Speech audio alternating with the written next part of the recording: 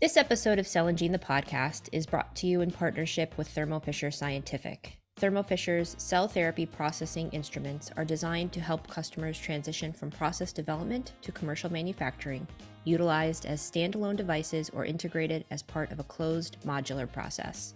Thermo Fisher Scientific recommends Gibco CTS DynaSelect Magnetic Separation System, which is a next-gen cell isolation and activation instrument. Gibco CTS Xenon Electroporation System allows customers full control to optimize for a variety of cell types and payloads. And Gibco CTS Rotea Counterflow Centrifugation System is a closed cell processing system supporting a broad range of protocols for cell separation, washing, and concentration. Customers can rely on and streamline their drug development process with Applied Biosystems QualTrack qPCR and dPCR quality control tools for robust and reliable genetic analysis across various phases of drug development, supported by relevant, compliant documentation.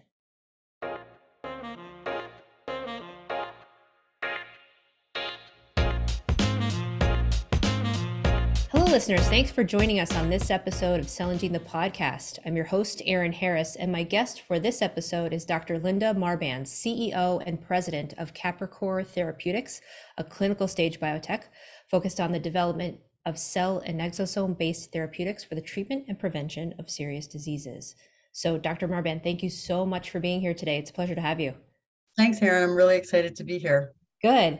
All right. So I gave a brief description of Capricor Therapeutics, but I'd love to hear in your own words more detail about the company. So briefly explain to us Capricor Therapeutics and what your focus areas really are. Yeah, so we at Capricor are focusing on really what we consider next-gen therapies to treat rare diseases. So our lead product is a cell therapy.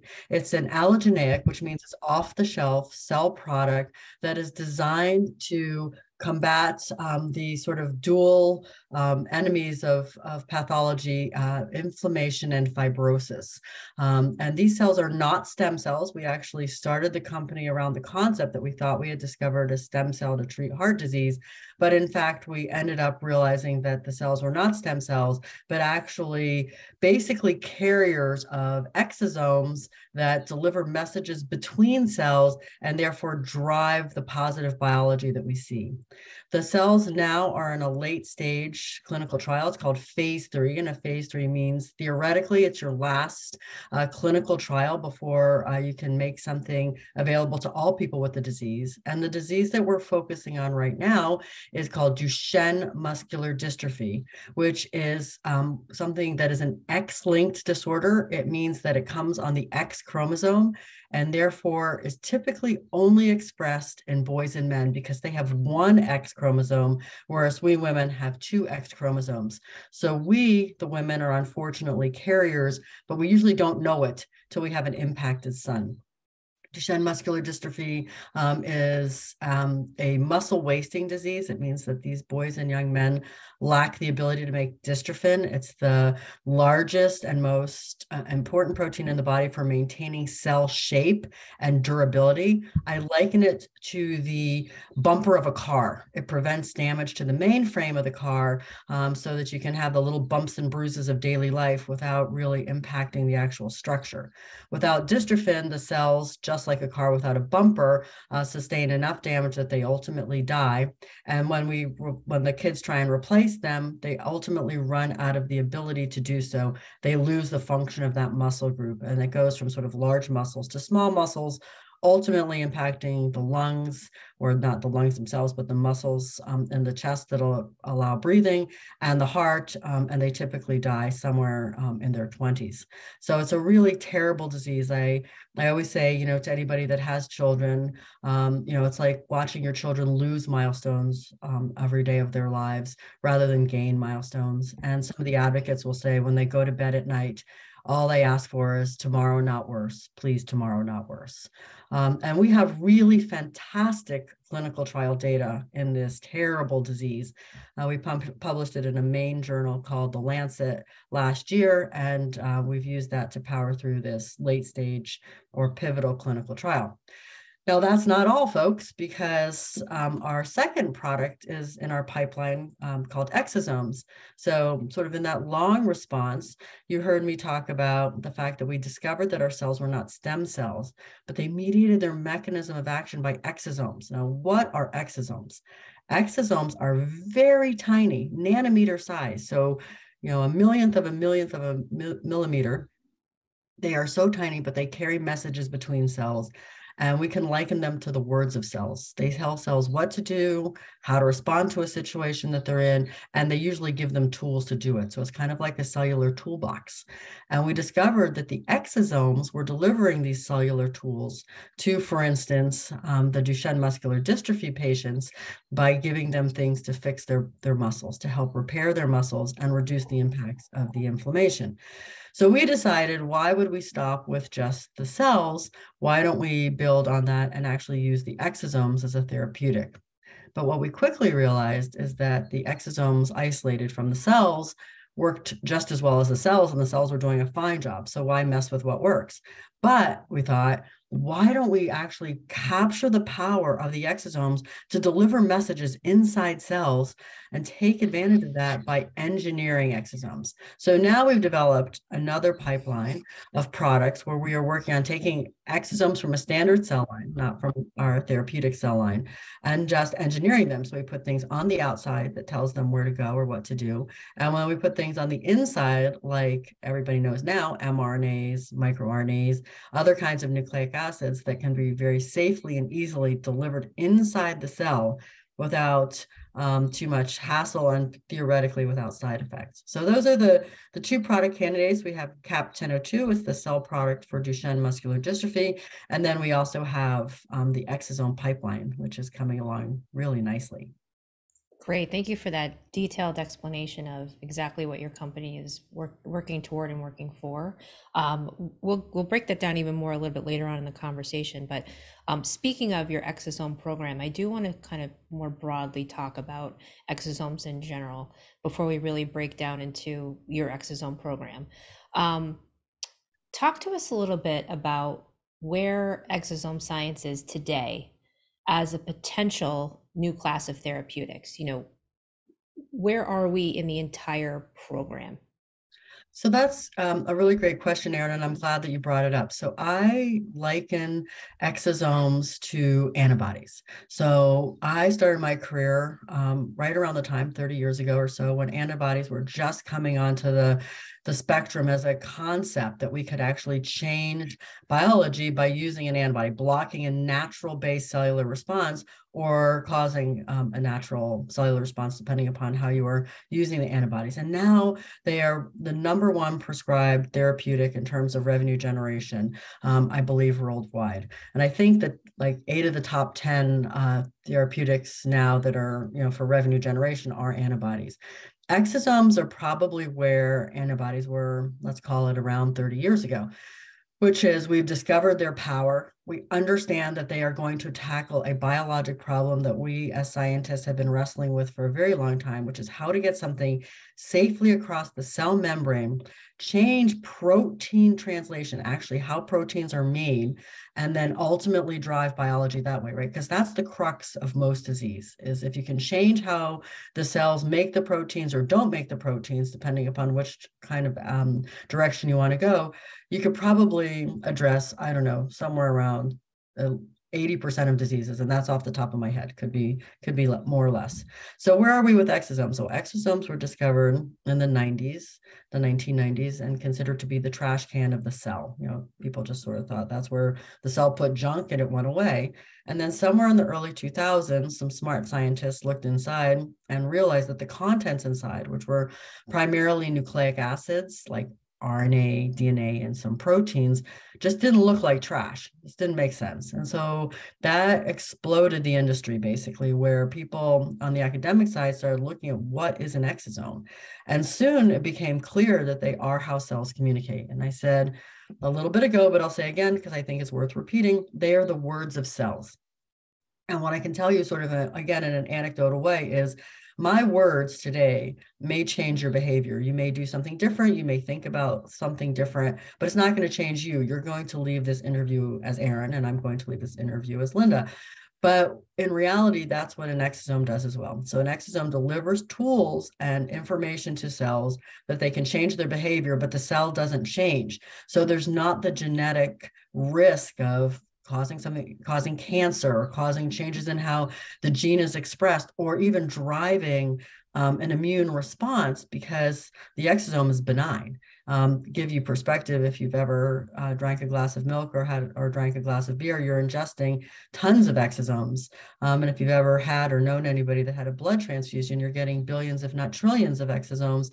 And as you know, that's very safe. So we and others are now taking exosomes and trying to harness their power to use them as drug delivery systems. And you can put a small molecule inside and maybe reduce the effects of chemotherapy by doing that. Or you can put a nucleic acid inside and make a better vaccine, or drive a protein, the creation of a protein that can attenuate or prevent a disease.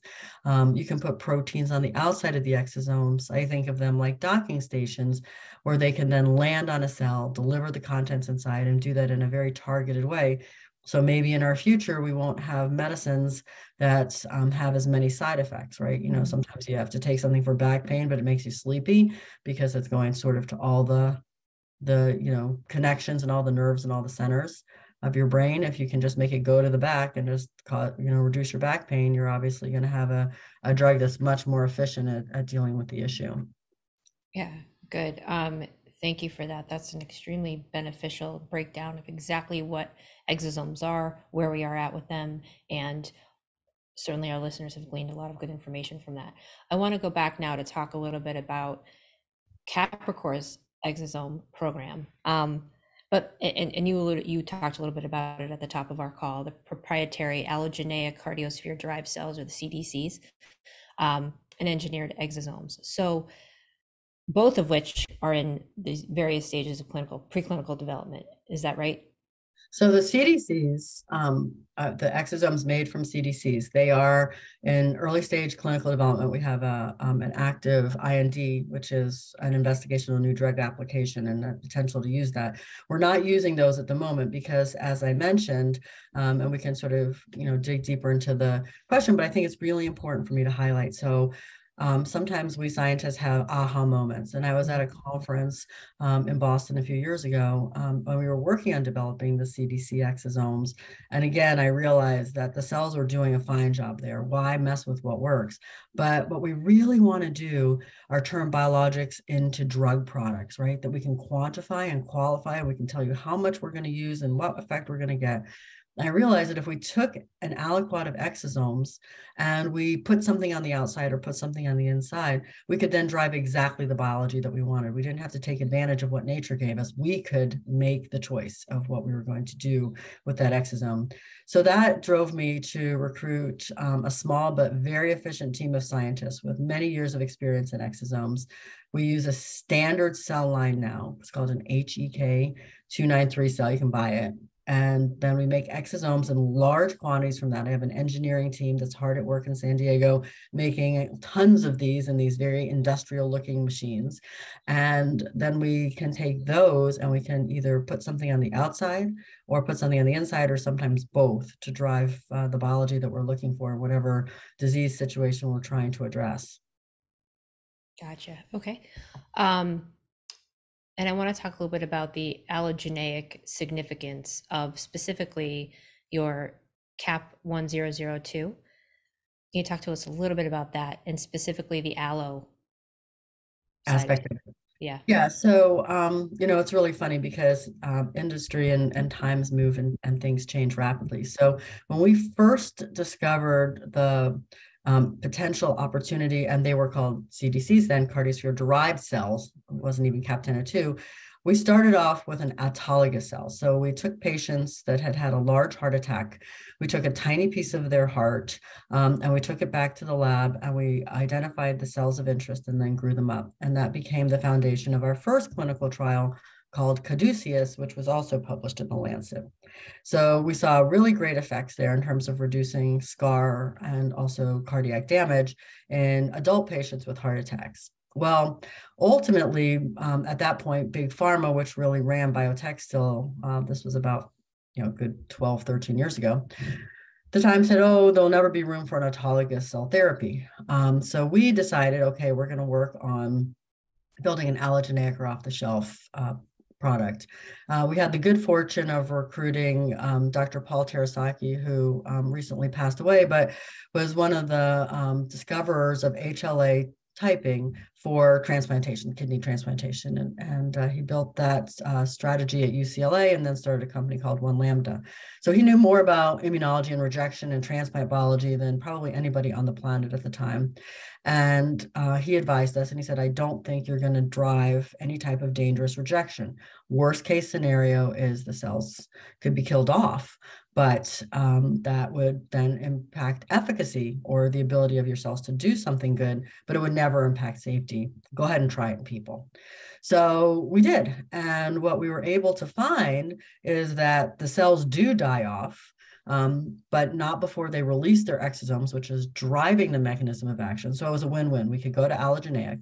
We use cells that are derived from transplant quality hearts that can't be used for technical reasons, which happens, believe it or not, about 40% of the time. We isolate out the cells of interest. They're cells that are in your body and mine right now, just at very small numbers. And then we developed proprietary methods to grow them up into relevant doses. And over the course of time, we were able to learn the appropriate dosing, the appropriate delivery, which now is intravenous, IV, simple 45-minute procedure of 150 million cells 4 times a year. The kids come in, they watch a video, they go home. And it's very easy, and the clinical effects are actually remarkable, really remarkable. And I'm a scientist, as we didn't talk about that, but I have a PhD in science, and so nothing makes me more excited than data. And when you see a placebo-controlled clinical trial and you're seeing the people that you gave your therapy to doing well and the people that got the placebo not doing as well, you're like, okay, I believe that. And so this is exciting opportunity for an allogeneic cell therapy to move ahead. Good, excellent. I want to talk a little bit about the patient side of all of cell and gene therapy, but specifically it applies to what you've done in your career and specifically now at Capricor. Earlier in our discussion, you were talking about young boys and young men who are living with DMD and their caregivers waking up every day and just hoping that it's not going to get worse. And as a parent of a son too, just kind of, I found myself having to collect myself through that part of our call, or part of our discussion. What has your experience been with young patients and the caregivers who are facing this degenerative disease with insufficient treatment options? Like, what are they coming to talk to you about? What are they bringing to the table? And how are you working with the actual patients and the patient community? I mean, this is why I chose the career that I chose, so many years ago. I wanted to make a difference in the lives of other human beings. And the concept of being able to do that is, it makes me, emotional. What I can tell you is the hardest part and the most rewarding part of my job is dealing with the families, because they see that it's working. I have moms that are emailing me saying, my son can live in his dorm room because of CAP 1002. Please make sure he gets his next dose. And when we have an open label extension going on now, when they think that might be stopping, I start to get frantic emails. Please, please, we need this. He's able to go to school, or he's able to transfer to his bed. Just to give you context, as a mom of a son, these boys and young men are not looking for running a relay. These boys and young men are looking to roll over in bed. They're looking to brush their hair, to drink or brush their teeth. I mean, these are measures of independence, and they're teenage boys. So this is of extreme importance to them. So I say it's the most rewarding part of my job, because when I hear it's helping, that's all we ever want to do on this planet, right? Is make it a little bit better. The hard part is getting through the regulatory process where you have to, make sure that FDA is comfortable with what you're doing so that they can get it approved. And sometimes that is a longer journey than our patients have. And so that's when it's the hard part, when I have people call me and say, please, can you treat my son? And if he doesn't fit the criteria of a clinical trial, I just say you have to wait, until we get approved. And that part's extremely hard. But I love, there's nothing better than interacting with these boys and young men and their families. And I know a lot of them because I've been doing this for a while now. Yeah, oh, that's wonderful. Wonderful. Well, let's talk then about the HOPE clinical trial series, specifically HOPE 3. DMD continues to be studied, and many companies are and have been engaged in the development of therapies to treat it. All right, so broadly speaking, what are the latest findings with regard to DMD? And what should Cell and Gene, the podcast listeners, take away from this episode regarding the real potential of it? We talked a little bit about it just now. Anything else about that? And then talk us through the clinical trial series and where we are with that. Yeah. So we are positioning CAP-1002 as an anchor therapy for Duchenne muscular dystrophy. Look, it's a genetic disease. So you have a change in the gene program of a human being. There's a lot of downstream effects. There's some exciting developments in gene therapy that are looking like they're having some long-term beneficial effects. We're excited to see those move forward because that's addressing the dystrophin mutation. But until we can go inside an unborn child or a newly developed fetus and completely and 100% change the genetic impact of the disease, there's going to be sequelae associated with it. And in DMD, the sequelae of the breakdown of the protein are inflammation, fibrosis, which is scar generation, and ultimately wearing out of the stem cells that can make muscle cells. And CAP-1002 addresses all three of those pathologies, and it's through published mechanism of action studies, which you can look up, and I won't go into a lot of detail today. So we're excited about the space. We see ourselves partnering well with anything that's approved, but specifically the gene therapies that are coming along.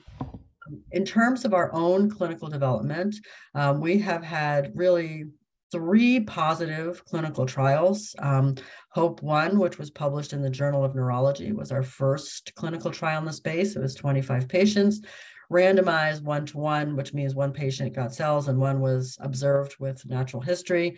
And that was published, as I said, in Neurology. Looked really promising for skeletal muscle and cardiac function improvement. That led to HOPE 2, recently published in 2022 in The Lancet. That was a 20-patient study, which showed really positive benefits in terms of skeletal muscle improvements in upper limbs. So our patients are primarily those later stage non-ambulant boys and young men looking to do those tasks I spoke about a few moments ago, like roll over in bed or grab a drink or brush their hair or even hug their moms, some of the moms say.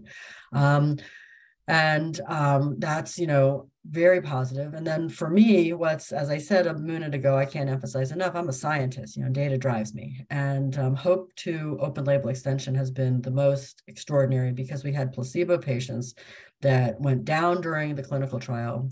They lost skeletal muscle function further during the gap phase, the time where nobody was getting any therapy. And then as soon as they went on CAP-1002, their disease process stabilized, and they had about a 60% delay in the decline of the disease. And we presented that data recently on a Parent Project for Muscular Dystrophy webinar, as well as the World Muscle Society.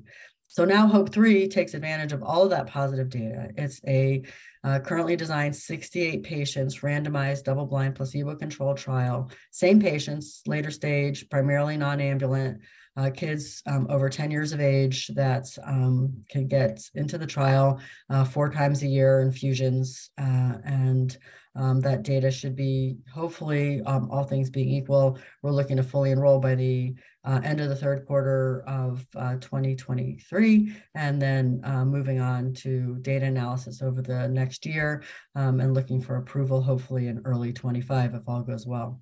Oh, I certainly hope we can come back and have a part 2 of this podcast and talk about how the therapy has been approved and moving forward. That's wonderful. Thank you for all that information. Okay. Before we kind of wrap up the formal end of our discussion here, is there anything you want to leave Cell and Gene, the podcast listeners, with regarding your work with Duchenne muscular dystrophy patients? Yeah. I mean, it's interesting. And I do a fair number of these interviews and they always ask me that. And I guess it's always a time for self-reflection. What message do I want to leave with people? And I guess what I want to say is this is an incredibly exciting time in the development of therapeutics for people. I do believe it's game changing. We really are starting to be able to address problems at a level, a cell, gene, molecular level that we couldn't even envision when I went to graduate school 30 years ago. And so I look forward to watching HOPE-3, finish enrollment, seeing positive impact on the patients with Duchenne. And mostly I look forward to working closely with the regulators at FDA to try and get this done quickly. I think as we move fast, FDA is trying hard to keep up with all of the changes and to make sure that they are doing a good job of keeping us safe while allowing only those things that work to be delivered to humans. So all things being equal, these are great times, to be healthy and also to be developing therapeutics. Absolutely. Yes. Thank you. All right. Well, we've reached the formal end of our episode. And at the end of all my episodes, I like to ask my guests a question to see who they are when they're not in the office of the lab. And so my question for you is, what are your main hobbies or interests that you participate in or partake in when you're not at Capricor doing all the good work you're doing there? Yeah, so I am a very outdoorsy person. So I hike. I like to go for a run after work to clear my head, but my real passion is skiing. So you will find me as often as possible flying down a hill at really ridiculous rates of speed. And I love that. So, and I also, I'm a mom. I have 5 kids and 6 grandchildren. So I spend time with my family too. That's wonderful. Do your children and or grandchildren ski with you? Yes, everybody now, except for the babies. Their day is coming, though, I'm sure. They're coming. They're probably coming soon. Yes. Oh, that's wonderful. That's wonderful. Where now you're in Southern California, right? We're in San Diego. Yeah, yeah. Okay, so where do you ski typically? Well, my favorite place to ski is Aspen, Mhm. Colorado, but Mammoth Mountain. Sure. And my oldest daughter lives in Sun Valley, Idaho, so we ski there a lot. Well, that's wonderful. Well, I hope if we're out east, so if you come out this way, even though the weather hasn't been really cooperative for skiing out here, um, if you ever make your way out this way, let me know. There's plenty of slopes you don't want to miss. Oh, good. Well, that'll be fun. I'll definitely be in touch. Good. All right, listeners, that wraps up this episode of Cell and Gene, the podcast featuring Capricor Therapeutics, Dr. Linda Marbán. Dr. Marbán, thank you so much for your time today. This was very insightful. I appreciate it. Thank you. It was wonderful. Thanks, Erin. Have a great day. Be sure to visit us at cellandgene.com, sign up for our newsletter, and subscribe to this podcast to stay up to date with all the cell and gene therapy related insight to help you perform your role even better. And we'll talk to you soon.